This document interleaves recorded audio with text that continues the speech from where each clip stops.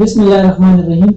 کتونکو دا وخت را سره په مدرسه عربیه دارالتقوا کې یو ډېر ګران میلمه موجود دی، کوم چې د چارسدي نه راغلی دی. د ګران قدمونه د الله په نیکۍ وتره کې واچولی کېږي، ځکه چې یو ښایسته ادارې ته راغلی دارالتقوا ته. ډېر ارمان یې و چې لاړ شم دارالتقوا اداره ووینم، سیټ اپ ووینم، ډېر زیات په ارمان باندې راغلی و. نو دلته کې راغلل، جومات یې ولیدو، مدرسې یې ولیده، دلته وګرځېدو. اوس هم زموږ سره موجود دی. خبرې ترې ورسره کوو چې څه غواړي مدرسې په هکله باندې، د جومات په هکله، ماحول به لیدلی وي. دلته کې دا کوم کسان چې دي استادان سره میلاو شوي چې دوی د دوی په هکله باندې څه غواړي. السلام علیکم جی. وعلیکم السلام. څنګه یې جی؟ خیر دی جی، خدا به تاسو خیر. الحمدلله. خپل نوم راسره شریک کړئ، خپل پیژندلو راسره وکړئ، پاتې کېږي کوم ځای ژوند کوم ځای کوئ؟ د دې چارسدي سره تعلق ساتم او نوم مې امجد علي دی. او د مدرسې باره کې او د مسجد باره کې ډېر زیات چې دغه خلکو نه صفتونه اورېدلي. نو مونږ چې یو پیره په خپله ویزټ وکړو، خلک خو ډېرو خلکو وویل، خو لکه مونږ چې په خپله یو پیره ووینو نو دغه به مو شي او ډېر خواهشه مو. نو ماشاءالله وګرځېدو، پکې ډېر ښایسته یې جوړ کړی دی. مسجد کې وګرځېدو، بل ځای هم ډېر د ښایسته ځای دی. او مسجد چې کوم زما په خیال چې په KPK کې د دې نه به زه یم چې بل ښه مسجد چا داسې جوړ کړی نه، بل خلک هم ښه دي، ځای هم ښه دی او مسجد هم ډېر ښایسته دی. نو ماشاءالله مونږ خو ډېر خوشحاله شو چې وملیده.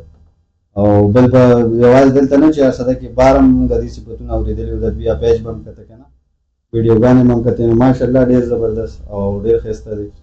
چا هم جوړ کړی دی، الله دې د هغوی دا ثوابونه او د هغوی دا نیت چې دی هغه هغوی ته هغه ثوابونه ورسوي.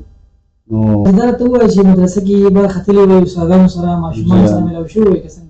جی ها، بلکل ماشومانو سره میلاو شو. ما خو ډېرو نه تپوسونه مو کړي، لرې لرې ځای نه خلک راځي، څوک کوستان نه، څوک دیر نه، څوک باجوړ نه، لرې لرې ځای نه ماشومان راځي. ماشاءالله ډېر زبردست هغوی نه مونږ تپوسونه مو وکړل چې څه تکلیف نشته، تا ته څه تکلیف یا وغیره. نو هغوی ویل چېرې انشاءالله څه تکلیف نشته او روټۍ هر یو شی ښه په ټایم میلاوېږي. او قاریانو سره میلاو شو. نو ماشاءالله قاریان هم ښه دي، په خواري کوي ماشومانو سره او ډېر ښه اخلاقي دي. نو زه خو ډېر مطمئن شوم.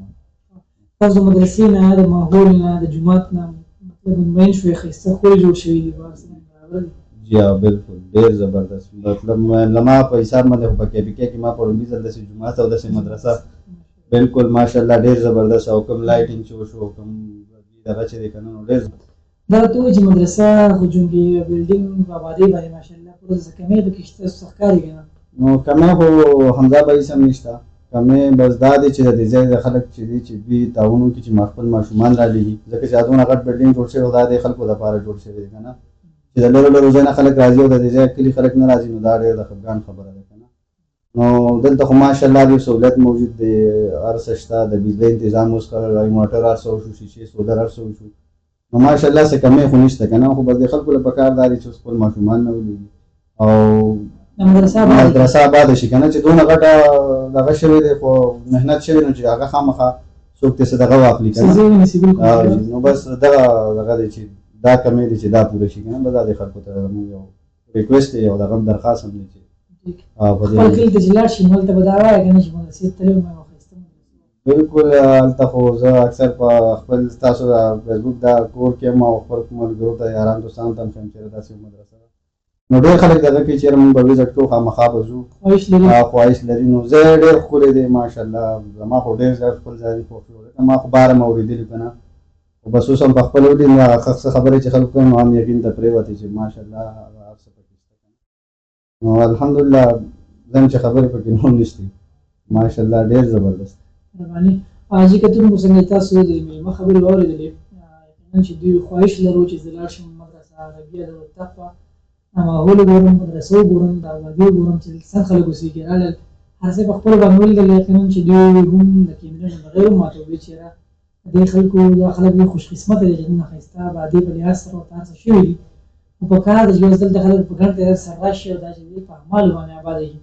نو یقینا چې دا د علي خلکو د خوش قسمتۍ خبره ده.